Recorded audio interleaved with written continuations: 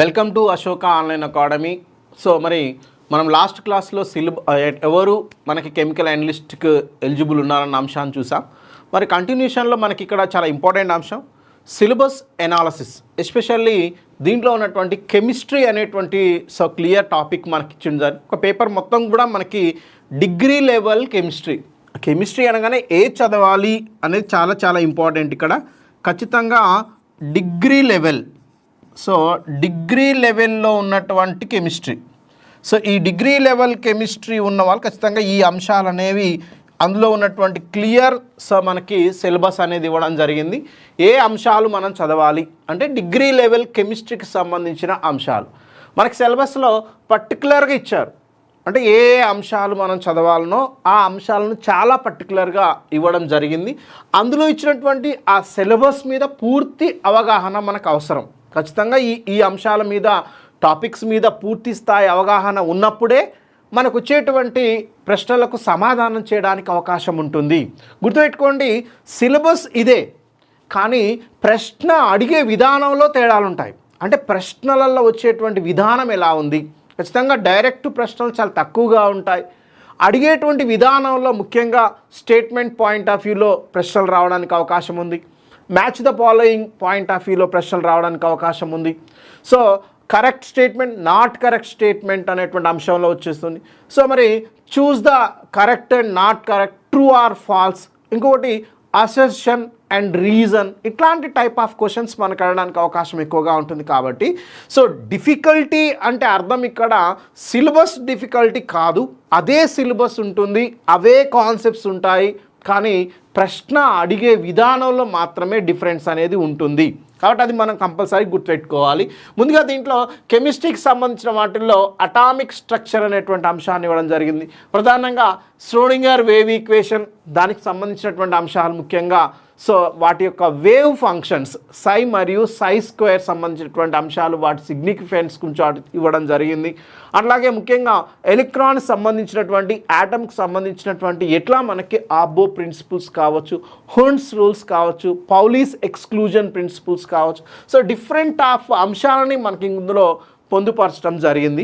వాటి మీద పూర్తి కాన్సెప్ట్స్ నేర్చుకున్న తర్వాత వాటిని సో క్వశ్చన్ పాయింట్ ఆఫ్ వ్యూలో ఎగ్జామినేషన్లో సో ఎంసీక్యూస్ ఏవైతే multiple choice question point of వ్యూలో మనకి నెంబర్ ఆఫ్ క్వశ్చన్స్ ప్రాక్టీస్ చేయడం ద్వారా పూర్తి స్థాయి అవగాహన వచ్చేటువంటి అవకాశం ఉంటుంది. మరొక అంశం కెమికల్ పీరియాడిసిటీ, ఎస్పెషల్లీ మనకి క్లాసిఫికేషన్ ఆఫ్ ఎలిమెంట్స్.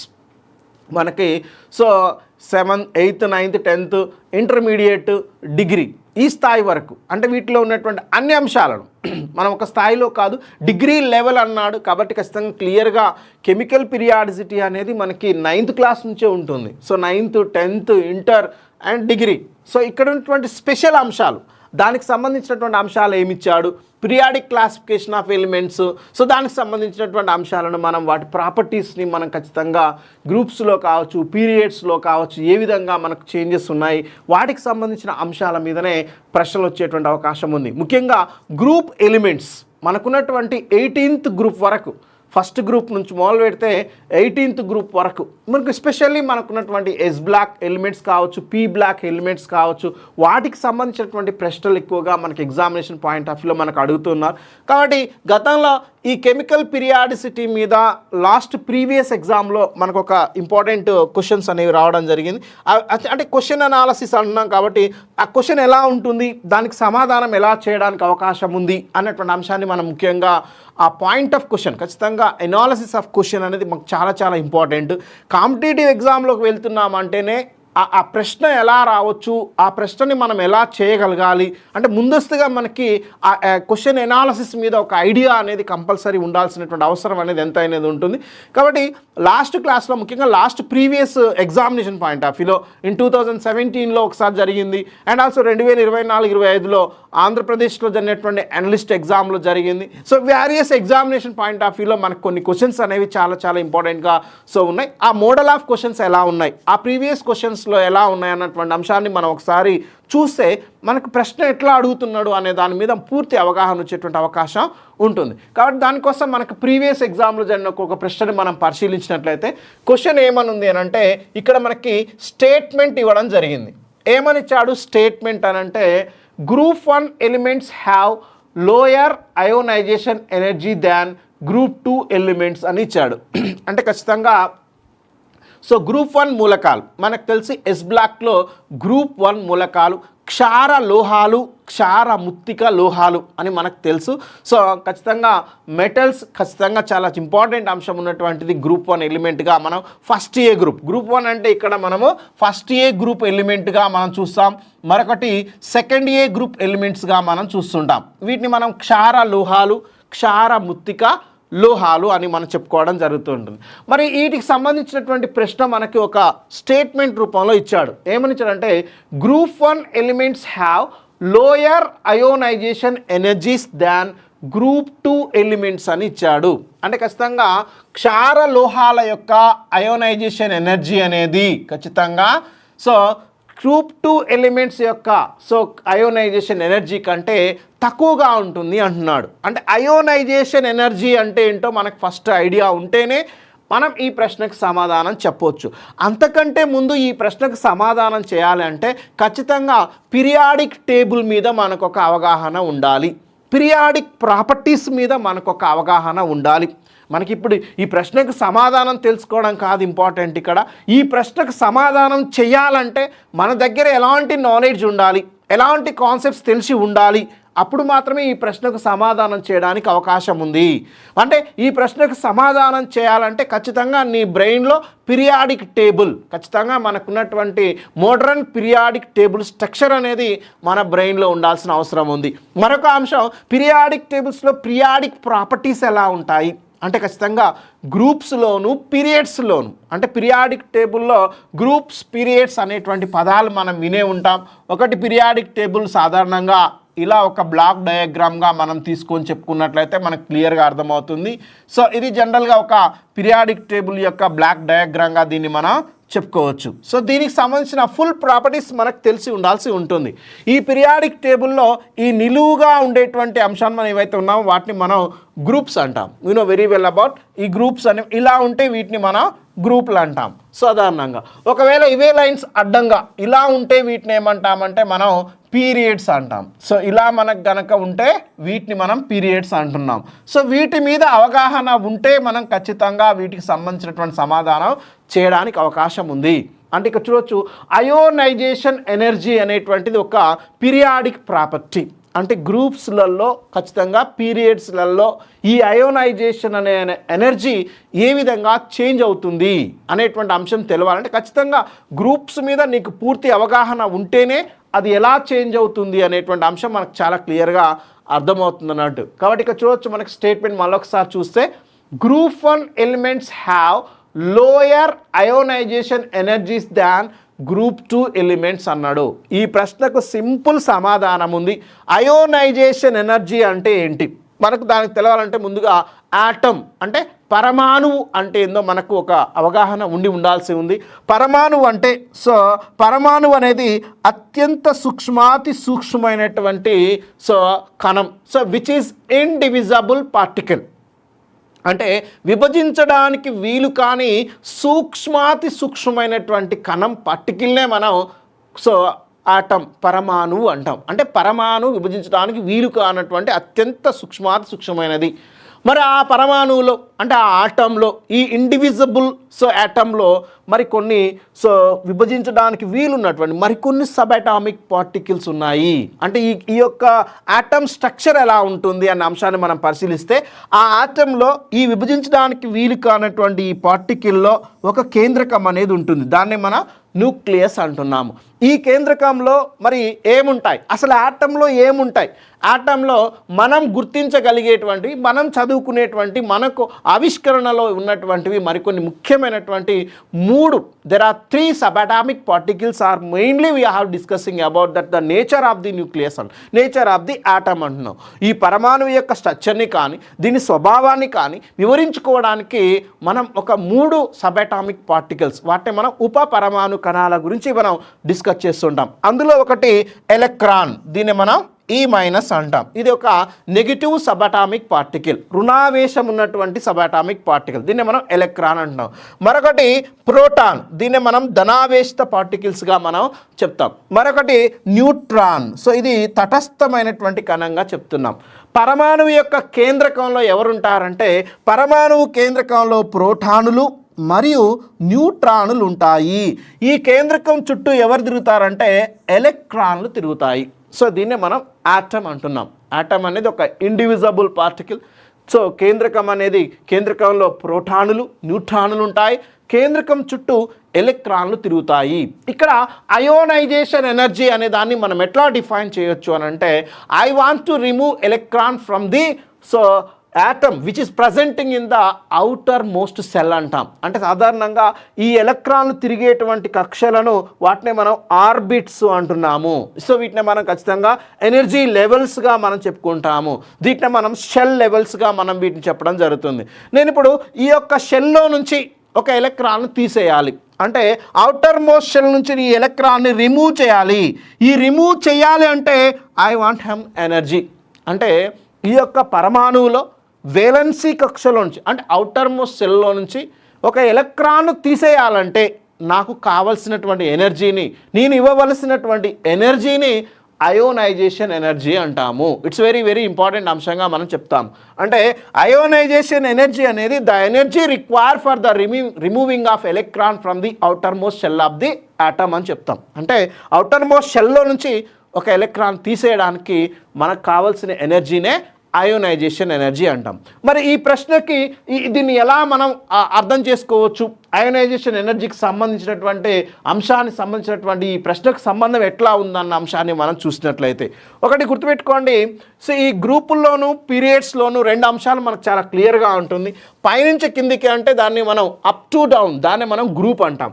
గ్రూపుల్లో ఎప్పుడూ కూడా ఆటమ్ యొక్క సైజ్ మీన్స్ సైజ్ పెరగడము అని అంటే ఖచ్చితంగా పైనుంచి కిందికి వస్తుంటే సైజెస్ పెరుగుతాయి. కారణం ఏంటంటే దాంట్లో ఇంటర్నల్ షెల్స్ అనేవి పెరిగిపోతూ ఉంటాయి. కాబట్టి యాటమ్స్ అనేవి ఎలా ఉంటాయంటే సో ఇక్కడ ఇంత స్మాల్ సైజ్ ఉన్నటువంటి యాటమ్ అంటే ఫస్ట్ గ్రూప్లో హైడ్రోజన్ ఉంటుంది, తర్వాత lithium, sodium, potassium, rubidium, caesium, francium ఉంటుంది. అట్లా కిందికి వస్తుంటే వీటి సైజ్ ఏమవుతుందంటే పెరుగుతూ ఉంటుంది. అంటే ఇంటర్నల్ షెల్స్ అనేవి పెరుగుతాయి కాబట్టి. అంటే అప్ టు డౌన్ ఏమవుతుందంటే సో వాటి సైజ్ అనేది పెరిగిపోతుంది. కానీ మరి దీన్ని మనం గ్రూప్స్లో అంటున్నాం.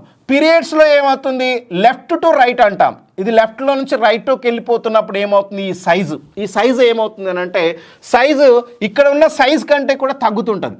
అంటే చూడండి, యాటమ్ ఇక్కడ సైజు పెద్దగా ఉందనుకోండి, ఈ పెద్ద సైజు ఉన్నటువంటి యాటమ్ అనేది లెఫ్ట్లో నుంచి రైట్కి వస్తున్న కొద్ది సైజెస్ ఏమవుతాయంటే తగ్గిపోతుంటాయి.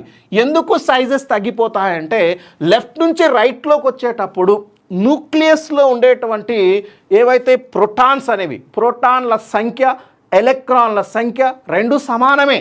కాకపోతే ప్రోటాన్లు న్యూక్లియస్లో ఉంటాయి, ఎలక్ట్రాన్లు న్యూక్లియస్ చుట్టూ తిరుగుతాయి. That is very very important.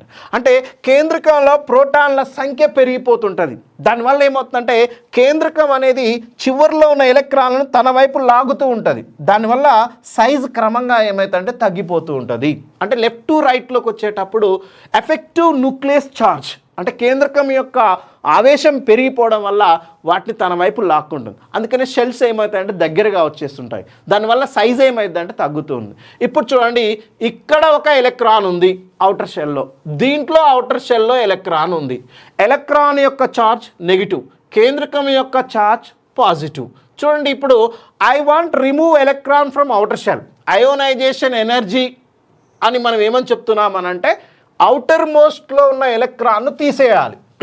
ఇప్పుడు ఈ సైజ్ పెద్దగా ఉన్న దాంట్లో ఎలక్ట్రాన్ ఈజీగా తీసేస్తామా, సైజ్ తక్కువగా ఉన్న దాంట్లో నుంచి ఈజీగా తీసేస్తామా అని అంటే ఒక విషయం మనం క్లియర్గా అబ్జర్వ్ చేయాలి. అవుటర్ మోస్ట్ ఎలక్ట్రాన్ ఎక్కడ స్ట్రాంగ్ అట్రాక్షన్స్ ఉన్నాయి. ఫర్ ఎగ్జాంపుల్ సైజ్ పెద్దగా ఉందనుకోండి, ఈ ఎలక్ట్రాన్కు న్యూక్లియస్కి మధ్యలో దూరం ఎక్కువ ఉంటుంది. అలా దూరం ఉండడం వల్ల ఏమవుతుందనంటే తక్కువ అట్రాక్షన్ ఉంటుంది. అదే సైజ్ తగ్గిందనుకోండి, ఎలక్ట్రాన్ దగ్గరగా ఉంది, అప్పుడు ప్లస్ మైనస్ మధ్యలో ఎక్కువ స్ట్రాంగ్ అట్రాక్షన్స్ ఉన్నాయి. అంటే చూడండి, ఈ పెద్దగా ఉన్నది ఫస్ట్ గ్రూప్ ఎలిమెంట్ అనుకోండి. సో ఈ చిన్నగా ఉన్నది సెకండ్ గ్రూప్ ఎలిమెంట్గా మనం చెప్తున్నాము. మరి ఫస్ట్ గ్రూప్ ఎలిమెంట్ యొక్క సైజు పెద్దగా ఉంది లెఫ్ట్ టు రైట్లోకి వచ్చేటప్పుడు, సెకండ్ గ్రూప్ ఎలిమెంట్ యొక్క సైజు తక్కువగా ఉంది. అంటే ఫస్ట్ గ్రూప్లో ఉన్నటువంటి ఔటర్ షెల్ ఎలక్ట్రాన్ అనేది చాలా తక్కువగా లీస్ట్ అట్రాక్షన్స్ ఉన్నవి, వీక్గా అట్రాక్ట్ చేయబడుతుంది. సెకండ్ గ్రూప్లోకి వచ్చేసరికి ఎలక్ట్రాన్ చాలా స్ట్రాంగ్గా అట్రాక్ట్ అవుతుంది. అంటే ఇప్పుడు నేను రెండింటిని రిమూవ్ చేయాలనుకుంటున్నాను. అంటే the amount of energy required for the remove of outer shell electron అంటున్నాం.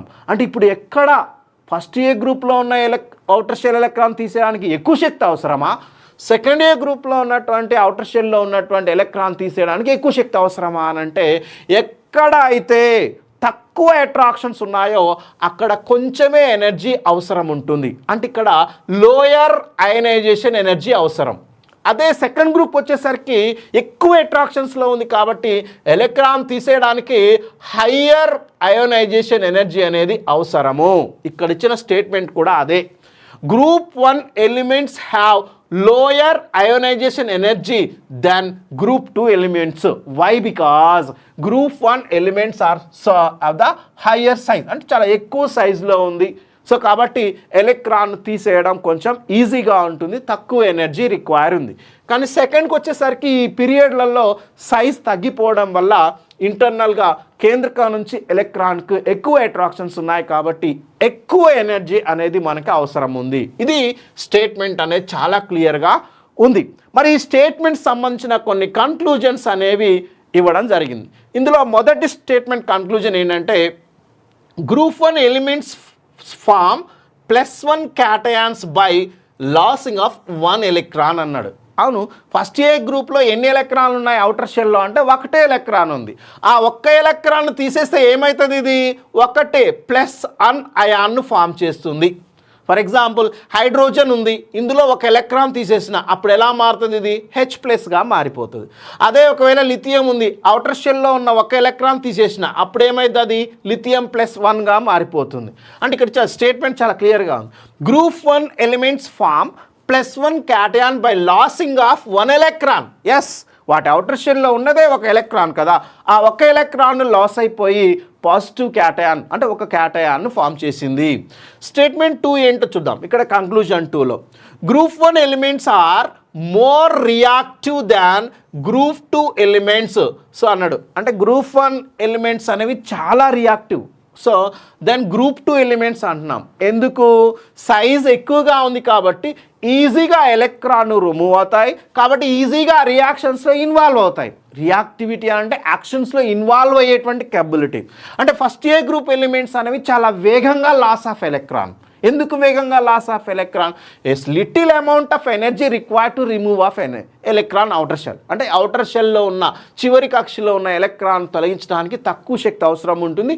ఈజీగా ఎలక్ట్రాన్ లాస్ అవుతాయి, ఈజీగా రియాక్షన్స్లో ఇన్వాల్వ్ అవుతాయి. సో ఖచ్చితంగా. కానీ సెకండ్ ఏ గ్రూప్ ఎలిమెంట్స్ ఏంటివి? అంత ఈజీగా లాస్ అవ్వవు, ఎందుకంటే అయనైజేషన్ ఎనర్జీ అనేది ఎక్కువగా ఉంటుంది. కాబట్టి first A group element loss అయినంత ఈజీగా ఎలక్ట్రాన్ని సెకండ్ ఏ గ్రూప్ అనేది లాస్ అవ్వదు. కాబట్టి ఇది కొంత స్టేబుల్గా ఉండే అవకాశం, ఇది తక్కువ రియాక్టివిటీ ఉండేటువంటి అవకాశం అనేది ఉంటుంది. సో కాబట్టి ఫస్ట్ ఏ గ్రూప్ ఎలిమెంట్స్కి చాలా ఎఫెక్టివ్ రియాక్టివిటీ అనేది చాలా ఎక్కువ యాక్షన్లో ఇన్వాల్వ్ అయ్యేటువంటి అవకాశం అనేది ఉంటుంది. అంతేకాకుండా అవి లాస్ అవుతున్నాయి అని అంటే it is going to the stability, it is the formation of the action. ఖచ్చితంగా లాస్ ఆఫ్ ఎలక్ట్రాన్. హైడ్రోజన్లో ఒక ఎలక్ట్రాన్ ఉంది, ఆ ఉన్న ఎలక్ట్రాన్ లాస్ అయింది, అప్పుడు ఏమవుతుంది? ఎంటీ ఆర్బిటాల్ ఫామ్ అవుతుంది. మనం చెప్పుకుంటాం ఎంటీ ఆఫ్ ది ఆర్బిటాల్స్ కానీ, ఆఫ్ ఫిల్లింగ్ ఆఫ్ ఆర్బిటాల్స్ కానీ, ఫుల్ ఫిల్లింగ్ ఆఫ్ ఆర్బిటాల్స్ కానీ స్టేబుల్గా అయ్యే అవకాశం ఉంది. అంటే they are going to the stabilization. కాబట్టి రియాక్షన్ అనేది చాలా ఫాస్ట్గా ఉండేటువంటి అవకాశం ఉంది. కాబట్టి ఫస్ట్ ఏ గ్రూప్ ఎలిమెంట్స్కి ఎక్కువ అనేది మనకు రియాక్టివిటీ అనేది ఉంది. ఇక్కడ ఇచ్చిన 2 కన్క్లూజన్స్ కూడా కరెక్ట్గా ఉన్నాయి. కాబట్టి ఫస్ట్ ఆప్షన్ ఏలో 1, so only conclusion 1 is correct అన్నాడు, అలా ఏం లేదు. So only conclusion 2 is correct అన్నాడు, అలా ఏం లేదు. Both conclusions 1 and 2 are correct. ఇది మనకి కరెక్ట్ ఆన్సర్ అవుతుంది. సో ఇది చూడండి, అంటే ఈ ప్రశ్నకు సమాధానం మనం చేయాలంటే ఖచ్చితంగా మనకి క్లాసిఫికేషన్ ఆఫ్ ఎలిమెంట్స్లో ఆ పీరియాడిసిటీ మీద పూర్తి అవగాహన ఉండాలి. అటామిక్ సైజెస్ అంటే ఏంటో తెలిసి ఉండాలి. పీరియాడిక్ టేబుల్లో గ్రూప్స్ ఎలా ఉన్నాయో తెలవాలి. పీరియడ్స్ ఎలా ఉన్నాయో తెలవాలి. అప్ టు డౌన్ ఏమవుతుంది, లెఫ్ట్ టు రైట్ ఏమవుతుంది, వ్యాలెన్సీ అంటే ఏంటి, వేలెన్సీ ఎలక్ట్రాన్స్ అంటే ఏంటి, ఈ చాలా అవగాహన మనకి ఉండాల్సిన అవకాశం ఉంది. ఎస్పెషల్లీ పీరియాడిక్ ప్రాపర్టీస్, ముఖ్యంగా అయోనైజేషన్ ఎనర్జీ అంటే ఏంటి, అయోనైజేషన్ సంబంధించిన కీలకమైన సమాచారం తెలిసి ఉండాలి. ముఖ్యంగా అటామిక్ రేడియస్ సంబంధించి తెలిసి ఉండాలి. ఎలక్ట్రో నెగిటివిటీకి సంబంధించింది, ఎలక్ట్రో పాజిటివిటీకి సంబంధించి, ఇలా మొత్తం పీరియాడిక్ ప్రాపర్టీస్ మీద పూర్తి స్థాయి అవగాహన ఉంటేనే ఈ ప్రశ్నకు సమాధానం చేయడానికి అవకాశం ఉంది. అంటే ఒక ప్రశ్న అడుగుతున్నారు అని అంటే ఖచ్చితంగా దాని కనుక చాలా ఎక్కువ మొత్తంలో కాన్సెప్ట్స్ అనేవి ఉండేటువంటి అవకాశం ఉంది. సో దాన్ని డీటెయిల్గా క్లాస్ రూమ్లో మనము చూసేటువంటి అవకాశం ఉంటుంది. ప్రతి ప్రాపర్టీని క్షుణ్ణంగా మనం చాలా డీటెయిల్గా డిస్కస్ చేసిన తర్వాతనే మనం ఇలాంటి ప్రశ్నలు సమాధానం చేయడానికి అవకాశం ఉంది. సో ఇది ఒక ఇంపార్టెంట్ ప్రశ్న. మరొక ప్రశ్న ప్రీవియస్ ఎగ్జామ్లో అడిగింది, ఇది ఒక డైరెక్ట్ ప్రశ్నగా మనకి ఉంది. వెన్ అల్యూమినియం కార్బైడ్ దీని యొక్క రసాయన ఫార్ములా చూస్తే Al4C3, దీన్ని మనం అల్యూమినియం కార్బైడ్ అంటున్నాం. అల్యూమినియం కార్బైడ్ దీని ఫార్ములా Al4C3, ఇది అల్యూమినియం కార్బైడ్ అంటున్నాం. రియాక్ట్స్ విత్ వాటర్ అంటే నీటితో చర్య ఇచ్చాడు. ఇక్కడ Al4C3 అనేది వాటర్తో మనకి రియాక్షన్స్లో ఇన్వాల్వ్ అవుతుంది అన్నాడు. ద ప్రొడక్ట్ ఫార్మ్డ్ ఆర్ అంటే ప్రొడక్ట్స్ అనేది ఏం ఫామ్ అవుతుంది అన్నాడు. Al4C3 అంటే అల్యూమినియం కార్బైడ్ అనేది వాటర్ అంటే హైడ్రాలసిస్ జరిగినప్పుడు మనకు వచ్చే ప్రొడక్ట్ ఏంటిది అనేది మనకు చాలా క్లియర్గా ఇవ్వడం జరిగింది. సరే ఇక్కడ మనం చూడొచ్చు Al4C3 కార్బైడ్ ఇదొక ముఖ్యమైనటువంటి మెటాలిక్ కార్బైడ్గా, ముఖ్యంగా Al4C3గా మనకు ఉంది. మరి వాటర్ అనేది ఉంది. మరి ఇవి రియాక్షన్ బేస్డ్గా ఉంది. ఖచ్చితంగా ఇలాంటి ప్రొడక్ట్స్ రావాలంటే రియాక్షన్ మెకానిజమ్స్లో, రియాక్షన్స్ ఆఫ్ టైప్స్ ఆఫ్లోను ఆక్సిడేషన్ నంబర్స్ మీద పూర్తి స్థాయి అవగాహన ఉండాల్సి ఉంటుంది. బ్యాలెన్సింగ్ ఆఫ్ కెమికల్ ఈక్వేషన్, ఒక రసాయన సమీకరణాన్ని ఎట్లా బ్యాలెన్స్ చేయాలి అనే అంశం మీద మనకు ఒక అవగాహన ఉంటేనే ఇలాంటి ప్రశ్నలకు సమాధానం చేయడానికి అవకాశం ఉంది. చూద్దాం, ఇక్కడ మనం చూడొచ్చు ఈ ప్రశ్నకి మనం చదవకపోయినా సమాధానం చేయొచ్చు. ఎట్లా కూడా మనం చెప్తాం. సింపుల్ టెక్నిక్ యూజ్ చేస్తే మనకు మినిమం అవగాహన కెమిస్ట్రీ మీద ఉంటే ఈ రియాక్షన్ చదివి ఉండకపోయినా ఒక కామన్ ఆక్సిడేషన్ నెంబర్ మీద ఒక ఐడియా ఉంటే సింపుల్గా మనం ఎగ్జామినేషన్ పాయింట్ ఆఫ్ వ్యూలో చూడవచ్చు. ఫర్ ఎగ్జాంపుల్ దీన్ని ఎట్లా మనం చేయొచ్చో చూద్దాం. Al4C3 అల్యూమినియం కార్బైడ్, మనకు వాటర్ అనేది చాలా క్లియర్గా ఉంది. ఇక్కడ మనకు తెలుసు అల్యూమినియం యొక్క oxidation number very well about it's third group elements Al+3 మనకు తెలిసినటువంటిగా మనం ఇక్కడ చూడొచ్చు. సో +3 అంటే టోటల్గా 4 అల్యూమినియంస్ ఉన్నాయి, 4 ముళ్ళ 12 అనేది క్లియర్గా అర్థమవుతుంది. మరి ఇక్కడ కార్బన్ యొక్క oxidation number of course aluminium plus ఉంది. చూడండి, అల్యూమినియం ఆక్సిడేషన్ పాజిటివ్ ఉంది +3. అలాంటప్పుడు కార్బన్ ఆక్సిడేషన్ ఏముండాలి? ఖచ్చితంగా ఒకటి ప్లస్ అయితే ఇంకోటి ఖచ్చితంగా మైనస్ ఉంటుంది కంపల్సరీగా. కాబట్టి కార్బన్ 4th గ్రూప్ ఎలిమెంట్ మనకు తెలుసు. కార్బన్ ఇక్కడ చూస్తే -4 ఉంటుంది. కార్బన్ అనేది -4గా ఉంటుంది. కార్బైడ్స్లో మనకు కార్బన్ అనేది -4 ఆక్సిడేషన్ని మనకి ఇక్కడ క్లియర్గా కనిపిస్తూ ఉంటుంది. చూడొచ్చు, మరి ఇది +3 ఉంది, ఇది -4 అయింది. అసలు ఇది ఫామ్ అవుతుందా అంటే ఫామ్ అవుతుంది. ఎట్లా చూడండి, 4 కదా, 4 అల్యూమినియంలు అంటే 4 × 3 ఎంత అవుతుంది? ఇక్కడ +12 అవుతుంది. ఓకే, ఇక్కడ కార్బన్ ఇచ్చాడు, 3 కార్బన్స్ ఇచ్చాడు, 3 కార్బన్స్ 3 × 4 అక్కడ ఏమవుతుంది? -12. అంటే ఇటువైపు +12 అయితే ఇటువైపు -12 అనేది క్లియర్గా మనకి ఉంది. కాబట్టి ఇక్కడ ఇబ్బంది ఏం లేదు. సో Al4C3 అనేది మనకు క్లియర్గా ఫామ్ అవుతుంది అనేది clear. So what ever it is, so దీన్ని మనకు కంపల్సరీ తెలిసి ఉండాల్సిన అంశం. సో ఇంకొక అంశం ఏంటంటే H2O అంటే మీకు తెలుసు ఎలా మారిపోతుందంటే H+ అండ్ OH- అంటే మనకు ఖచ్చితంగా H+OH- మనకి ఇక్కడ ఉంది. సో దీంట్లోనేమో aluminium Al+3 or Al+3 and C-4 అనేవి క్లియర్గా కనిపిస్తూ ఉంటుంది. మరి రియాక్షన్ ఫార్మేషన్లో, రియాక్షన్ బ్యాలెన్సింగ్లో ఒక రియాక్టెంట్స్ ఏవైతే రియాక్షన్లో ఇన్వాల్వ్ అవుతాయి వాటిని మనం రియాక్టెంట్స్ అంటే క్రియాజనకాలు, వాటిని మనం రియాక్టెంట్స్ అంటాం. ఇవి మనకి ప్రొడక్ట్ని ఫామ్ చేస్తాయి, దాన్నే మనం క్రియాజన్యాలు అంటున్నాం. సో ఇప్పుడు చూడండి, దీని నుంచి మనకేం ప్రొడక్ట్ వస్తుందో చూద్దాం. ఫస్ట్ గుర్తుపెట్టుకోండి, ప్లస్ అనేది మైనస్తో కమ్యూనికేట్ అవుతుంది, మైనస్ అనేది ప్లస్తో కమ్యూనికేట్ అవుతుంది. ఇది కంపల్సరీ ఒక బేసిక్ పాయింట్ కెమిస్ట్రీలో మనకు తెలిసేటువంటి బేసిక్ పాయింట్గా మనం చెప్పుకోవచ్చు.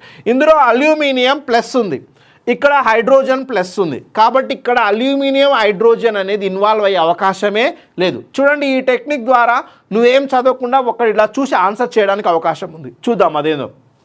అల్యూమినియం హైడ్రోజన్ అనేది రెండు కూడా ఇక్కడ ప్రొడక్ట్ ఫామ్ చేసే అవకాశం లేదు, ఎందుకంటే రెండు ప్లస్లే కదా. ఇంకొక అవకాశం, కార్బన్ మైనస్ ఉంది, OH మైనస్ ఉంది, కాబట్టి ఈ కార్బన్ హైడ్రాక్సీ గ్రూప్స్ రెండు కలిసి కూడా ప్రొడక్ట్ ఫామ్ చేసే అవకాశమే లేదు. మరి ఎవరు ఇప్పుడు అవకాశం ఉంది, ఎవరు మనకి ప్రొడక్ట్ ఫామ్ చేయడానికి అవకాశం ఉంది అంటే ఖచ్చితంగా అల్యూమినియం అనేది హైడ్రోజన్ అనేది ఈ రెండు ప్రొడక్ట్ ఫామ్ చేసే అవకాశం ఉంది. అంటే ఈ రెండు మనకి మిక్స్ అయ్యడానికి అవకాశం ఉంది.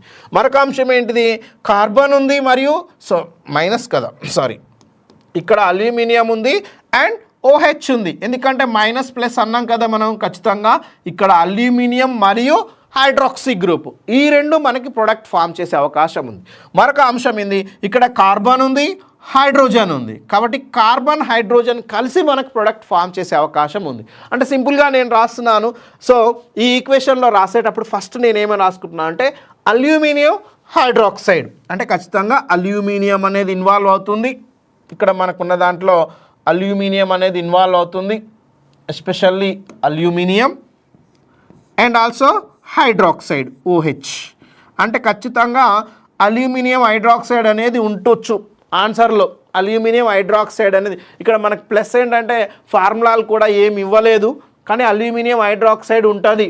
అయితే మీరు ఆప్షన్స్లో చూస్తే అన్నిట్లలో అల్యూమినియం హైడ్రాక్సైడ్, సో ఒక దాంట్లో అల్యూమినియం హైడ్రాక్సైడ్ ఉంది, అల్యూమినియం హైడ్రాక్సైడ్ ఉంది, అల్యూమినియం ఒక దాంట్లో అల్యూమినియం ఆక్సైడ్ ఉంది. అంటే ఇక్కడ దీన్ని బేస్ చేసుకుని ఆన్సర్ చేయడం కష్టమే, ఎందుకంటే మూడిట్లలో అల్యూమినియం హైడ్రాక్సైడ్ ఉంది కాబట్టి. సో ఇంకో ఆప్షన్ ఏముంది మనకి, అల్యూమినియం హైడ్రాక్సైడ్ అని ఈ రెండు అల్యూమినియం ఆక్సైడ్ ఫామ్ అయింది. మరి carbon and hydrogen, carbon and hydrogen ఈ రెండు మనకి సో ఉండేటువంటి అవకాశం ఉంది. ఇక తెలివిగా కెమిస్ట్రీ కొంచెం ఎక్కువగా తెలిసిన వాళ్ళు ఉంటే కార్బన్ హైడ్రోజన్ అంటే ఖచ్చితంగా హైడ్రోకార్బన్ సమ్మేళనమై ఉంటుంది. ఉన్న ఆప్షన్స్లో హైడ్రోకార్బన్ సమ్మేళనాలు, సో హైడ్రోకార్బన్ సమ్మేళనం అనేది ఖచ్చితంగా ఉండేటువంటి అవకాశం ఉంది. సో అఫ్కోర్స్ దీనికి బ్యాలెన్సింగ్ ఎలా చేయాలో చెప్తాను, కానీ అంత దూరం పోకుండానే టైం సేవింగ్ పర్పస్లో డైరెక్ట్ ఆన్సర్ చేయడానికి అవకాశం ఉంది. కార్బన్ హైడ్రోజన్ మాత్రమే ఉంటే మనం హైడ్రోకార్బన్లు అంటాం. హైడ్రోకార్బన్లు అంటే ఏముంటాయి, ఆల్కేన్లు ఆల్కైన్లు ఇట్లాంటి సమ్మేళనాలు అన్నట్టు. ఇందులో మనం చూడొచ్చు కార్బన్ డైఆక్సైడ్ ఆల్కేనా కాదు, కాబట్టి ఇది ఆన్సర్ అయ్యే అవకాశమే లేదు. ఒక్కొక్క యాంగిల్లో పోవాలి మనం, గుర్తుపెట్టుకోండి. దీన్ని ఎలిమినేషన్ ప్రాసెస్ అంటున్నాం సింపుల్గా. కార్బన్ హైడ్రోజన్ ఉంటే హైడ్రోకార్బన్ అంటాం, అంటే ఆల్కేను మీథేనో ఈథేనో ప్రోపేనో ఇట్లాంటివి ఉండాలి. కానీ ఇక్కడ కార్బన్ డైఆక్సైడ్ ఉంది, ఇది హైడ్రోకార్బన్ కాదు, అంటే ఫస్ట్ ఆప్షన్ ఆన్సర్ కాదు. అల్యూమినియం బేస్డ్ చూడండి, రెండో దాంట్లో మీథేన్ ఉంది, ఇది హైడ్రోకార్బనే, కానీ మనకేముండాలి, అల్యూమినియం హైడ్రాక్సైడ్ ఉండాలి. కానీ ఇక్కడేముంది, అల్యూమినియం ఆక్సైడ్ ఉంది. తెలివిగా మనకి ఇది కూడా ఆన్సర్ కాదు. ఖచ్చితంగా మీథేన్ రెండు సేమ్, రెండు కరెక్ట్ ఆన్సర్ ఉండాలి. కానీ ఇక్కడ అల్యూమినియం ఆక్సైడ్ ఉంది, మనకేం ఉండాలి, అల్యూమినియం హైడ్రాక్సైడ్ ఉండాలి. కాబట్టి ఈ కోణంలో రెండు కరెక్ట్ ఉండాలి. ఏదో ఒకటి రైట్ ఉంటే మనం ఆన్సర్ ఇవ్వలేము, కాబట్టి రెండు ఉండాలి.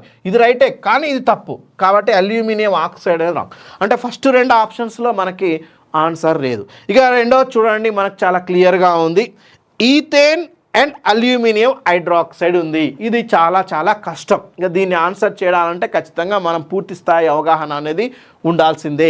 ఇంకోటి ఏంది, మీథేన్ అండ్ అల్యూమినియం హైడ్రాక్సైడ్ ఈ రెండింటి కోసం మనం వీటిని బ్యాలెన్స్ చేస్తే మనకు ఆన్సర్ వచ్చేటువంటి అవకాశం ఉంది. ఫర్ ఎగ్జాంపుల్ ఇప్పుడు aluminium hydroxide and methane, first నేను CHని బ్యాలెన్స్ చేసే ప్రయత్నం చేస్తాను. ఇక్కడ కార్బన్లు ఎన్ని ఉన్నాయి, 3 కార్బన్స్ ఉన్నాయి, కాబట్టి 3 ఇక్కడ తీసుకోండి.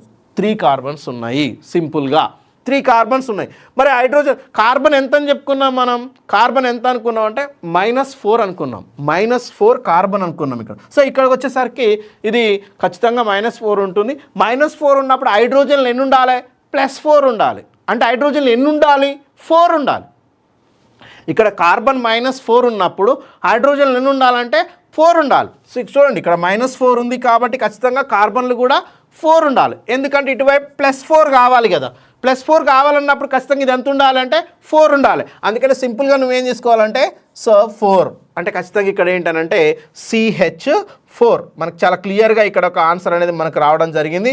CH4 అంటే సో 3 moles ఆఫ్ కార్బన్, ఎందుకంటే ఈ ఈక్వేషన్లో 3 కార్బన్స్ ఉన్నాయి కాబట్టి 3 కార్బన్స్ ఇక్కడ తీసుకున్నాను. హైడ్రోజన్స్ 4 రిక్వైర్మెంట్ ఉంది కాబట్టి మీథేన్. CH4 ఏమని పిలుస్తాం మనం అంటే మీథేన్. ఇక్కడితో మనం ఆన్సర్ పెట్టేయచ్చు క్లియర్గా, మీథేన్. ఇక్కడ ఈథేన్ ఉంది, ఇక్కడ మీథేన్ ఉంది కాబట్టి మనకు కావాల్సిన ఆన్సర్ ఏంటంటే డి అనేది కరెక్ట్ ఆన్సర్ అవుతుంది. సరే మొత్తం చేస్తా అంటే టైం వేస్ట్. మనకి డిస్క్రిప్షన్ ఎగ్జామ్ కాదు కదా, అబ్జెక్టివ్ ఎగ్జామ్. మనకు కావాల్సిన ఆన్సర్ని పట్టుకురావాలి.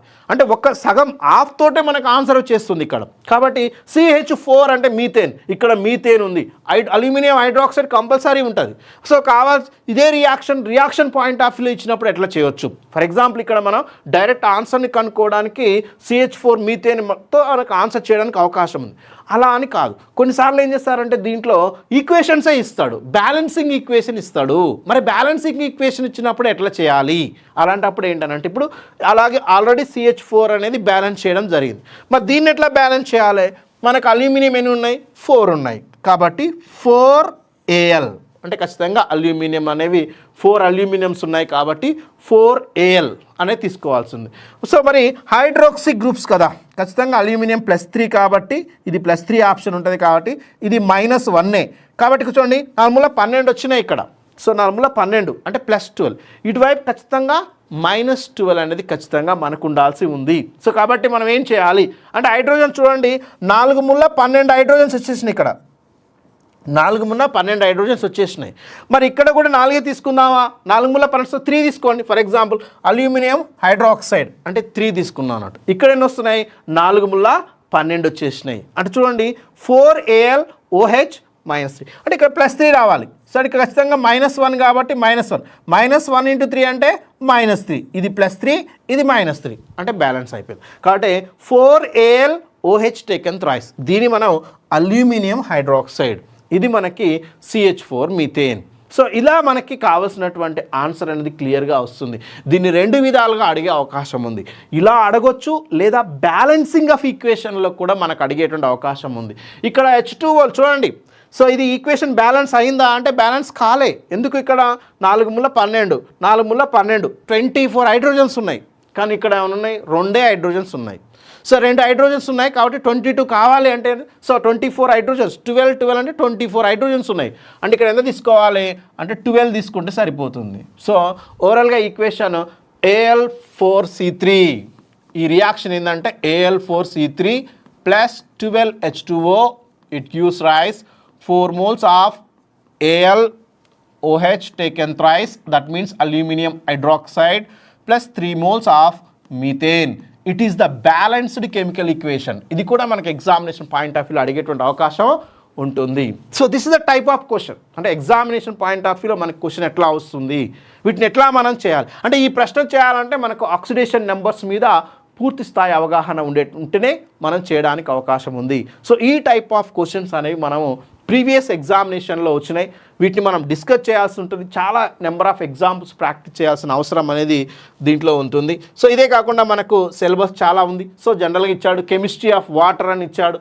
దీంట్లో సోర్స్ ఆఫ్ వాటర్ ఏంటి, వాటర్ క్వాలిటీ మెజర్మెంట్స్ ఏమున్నాయి, జనరల్ ప్యూరిఫికేషన్ అంటే వాటర్ ప్యూరిఫికేషన్ మెథడ్స్ ఏంటివి, వాటర్ సాఫ్టనింగ్ మెథడ్స్ ఏంటివి అంటే హార్డ్నెస్ అంటే కఠిన జలము మరియు మృదు జలము, వాటిని ఎట్లా మనం సాఫ్టన్ చేయొచ్చు, క్వాలిటేటివ్ అండ్ క్వాంటిటేటివ్ ముఖ్యంగా ప్రాక్టికల్ బేస్డ్గా వచ్చేటువంటి qualitative and గ్రావిమెట్రీ.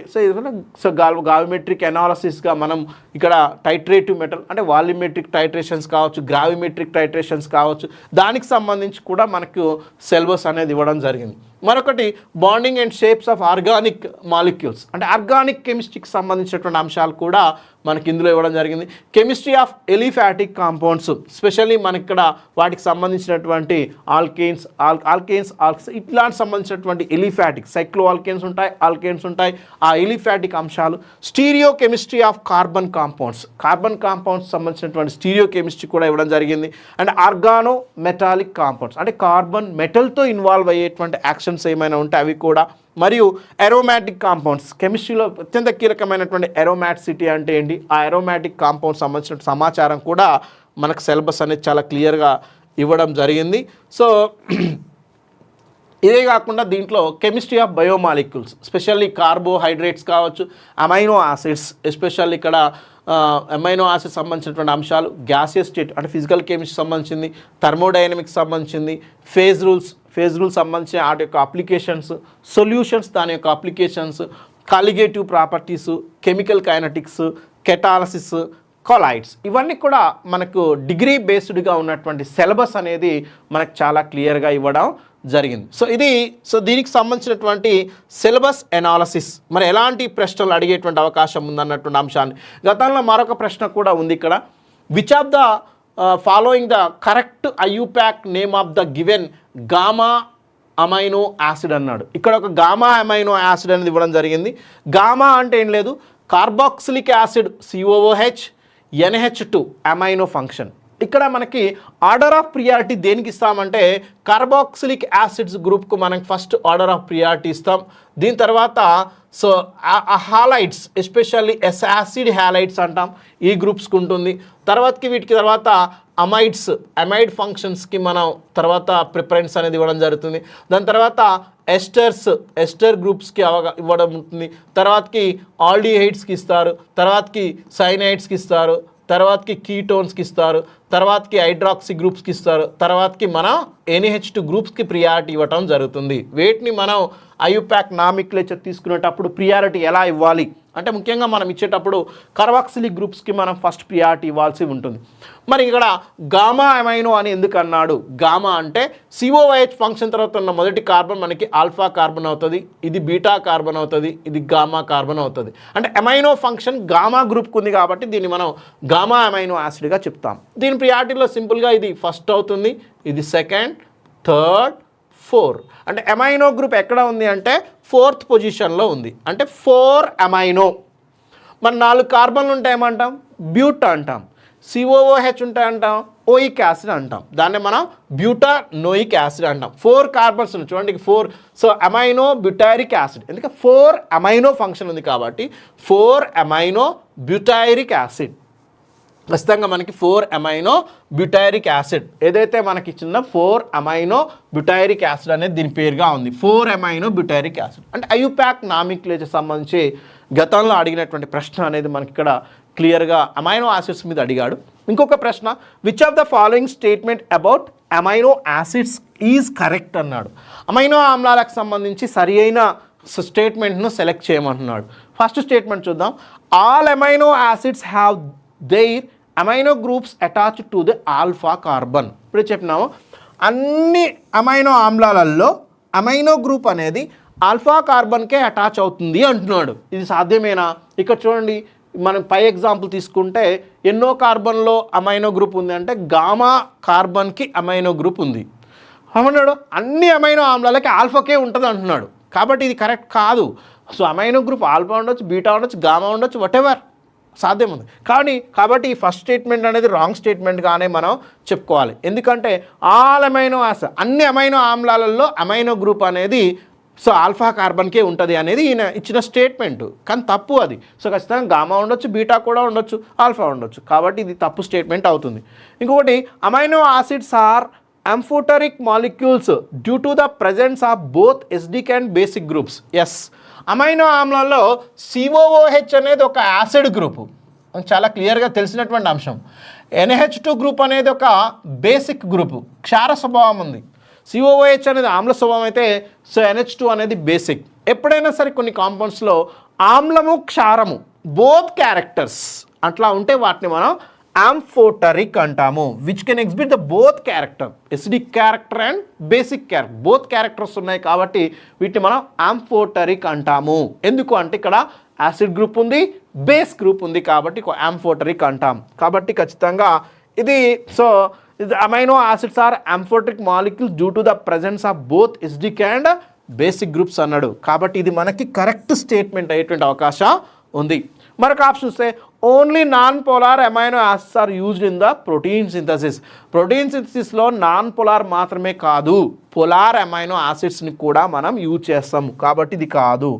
Amino acids cannot exists zwitter ions in solution. అసలు already amino acids are both groups are there they can easily lose the COOH hydroxy H+ ion and it get the NH3. కాబట్టి ఇక్కడ మనకి ఇటువైపు plus charge వస్తే ఇటువైపు minus charge. అంటే amino ఆమ్లాలలో ఎప్పుడైనా సరే COOH, జనరల్గా మనం ఒక ఆల్ఫా అమైనో ఆమ్లాన్ని మనం తీసుకున్నట్లయితే అండ్ NH2 మామూలుగా ఎలా ఉంటుంది, ఈ హైడ్రోజన్ ఈజీగా లాస్ అవుతుంది. సో లాస్ అయిన హైడ్రోజన్ ఇక్కడ ఉన్నటువంటి పెయిర్ ఆఫ్ ఎలక్ట్రాన్స్, ఎందుకంటే నైట్రోజన్ దగ్గర లోన్ పేరు ఉంటుంది కాబట్టి ఇక్కడికి అటాక్ అవుతుంది. అప్పుడు ఇక్కడ మైనస్ ఛార్జ్ వస్తుంది. ఇక్కడ హైడ్రోజన్ వచ్చి ఇక్కడ మనకి అటాక్ అవుతుంది, ఇక్కడ ప్లస్ ఛార్జ్ వస్తుంది. చూడండి, అమైనో ఆమ్లంలో ఒకే మాలిక్యూల్లో ఒకవైపు మైనస్ ఛార్జ్ ఉంటే మరొక వైపు ప్లస్ ఛార్జ్ ఉంది. ఇలా ఉండడాన్ని ఏమంటామంటే zwitter ion. It's a dipolar structure అంటాం. అంటే అమైనో ఆమ్లాలు డైపోలార్ స్ట్రక్చర్లో ఉంటాయి. దీన్ని మనం జిట్టర్ అయాన్ అంటాం. కానీ ఇక్కడ అమైనో యాసిడ్ కెనాట్ అన్నాడు కాబట్టి తప్పు స్టేట్మెంట్ అవుతుంది. ఇలా మనం కరెక్ట్ చేయడానికి అవకాశం ఉంది. ఇవన్నీ కూడా ప్రీవియస్లో మనకి ఎగ్జామినేషన్ పాయింట్ ఆఫ్ వ్యూలో సో అనలిస్ట్ గ్రేడ్ 2కి సంబంధించినటువంటి అసిస్టెంట్స్ కెమికల్ సైంటిస్ట్ సంబంధించినటువంటి కీలకమైనటువంటి ప్రశ్నలు వచ్చినాయి. కాబట్టి వీటిని మనం ప్రీవియస్ ఎగ్జామ్లలో అడిగిన ప్రశ్నలుగా మనం చూడవచ్చు. సో ఇదే అంశంలో ఇదే విధంగా మనం వచ్చేటువంటి క్లాసెస్లో క్లియర్గా మనకు నెంబర్ ఆఫ్ బిట్స్ని ప్రాక్టీస్ చేస్తూ కాన్సెప్ట్ చెప్పుకుంటూ పోయేటువంటి అవకాశం ఉంది. సో ఓకే అండి, థ్యాంక్ యూ వెరీ మచ్.